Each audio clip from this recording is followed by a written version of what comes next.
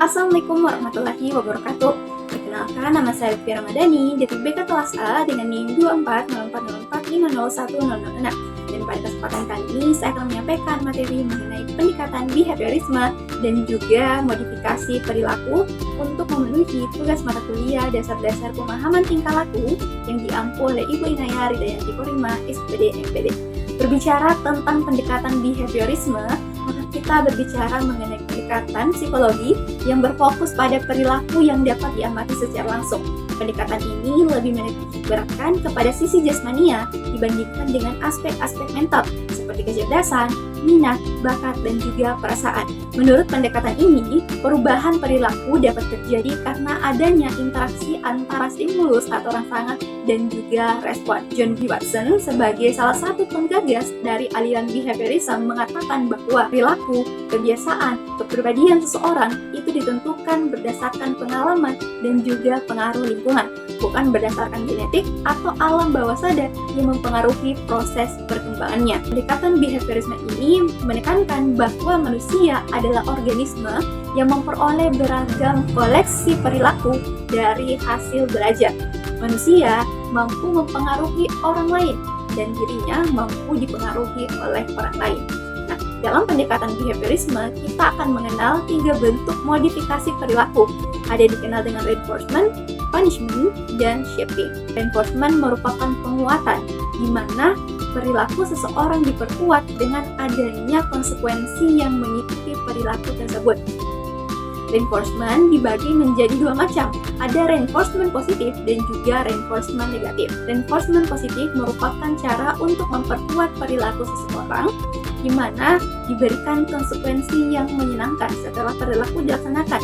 Contohnya, ketika seorang anak mendapatkan nilai yang bagus dalam kelas, maka orang tua ataupun guru mampu memberikan reward atau penghargaan dengan hal tersebut. Anak akan lebih berusaha untuk mengulangi perilakunya, yaitu mendapatkan nilai yang bagus di dalam kelas.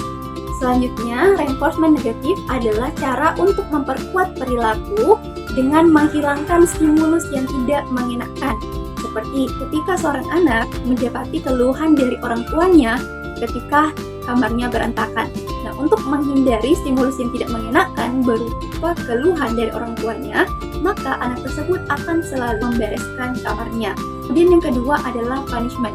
Punishment merupakan hukuman yang diberikan dengan tujuan perilaku yang tidak mengenakan yang telah dilakukan itu tidak terulang kembali. Nah, punishment ini dibedakan menjadi 2 macam.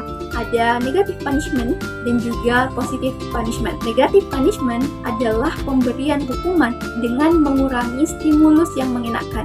Sedangkan positive punishment adalah dengan menambah stimulus yang tidak mengenakan. Contohnya, ketika orang tua mendapati anaknya yang bolos untuk ke sekolah, nah ia bisa memberikan punishment negatif dengan cara tidak memberikannya uang jajan dalam waktu yang telah ditentukan. Punishment positif diberikan dengan cara menambah stimulus yang tidak menyenangkan, contohnya menyuruhnya membersihkan rumah dan pekerjaan lainnya, agar anak tersebut tidak mengulangi perilaku membolosnya. Kemudian yang ketiga adalah shaping. Shaping merupakan proses untuk membangun atau membentuk perilaku yang baru. Nah, shaping ini dilakukan secara bertahap melalui proses reinforcement dan juga extension.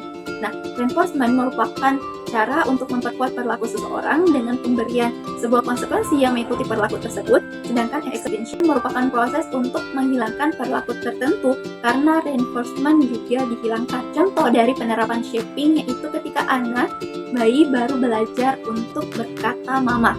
Nah, ketika anak pada awalnya itu akan melakukan babbling atau bergumam. Ketika bertahap, anak mulai akan berkata mama. Nah, ketika berkata mama, maka orang tua mampu memberikan reinforcement dengan memberikannya senyuman ataupun pelukan. Nah, ketika anak bergumam atau babbling yang tidak jelas, orang tua bisa mengabaikan hal tersebut. Dan inilah adalah contoh dari extension. Dan alhasil, bayi akan berusaha untuk mendapatkan reinforcement dengan berusaha berkata mama. Alhasil, perilaku yang baru dapat terbentuk dari bayi tersebut. Dan itulah beberapa macam dari contoh modifikasi perilaku dan juga materi dari pendekatan behaviorisme. Assalamualaikum warahmatullahi wabarakatuh.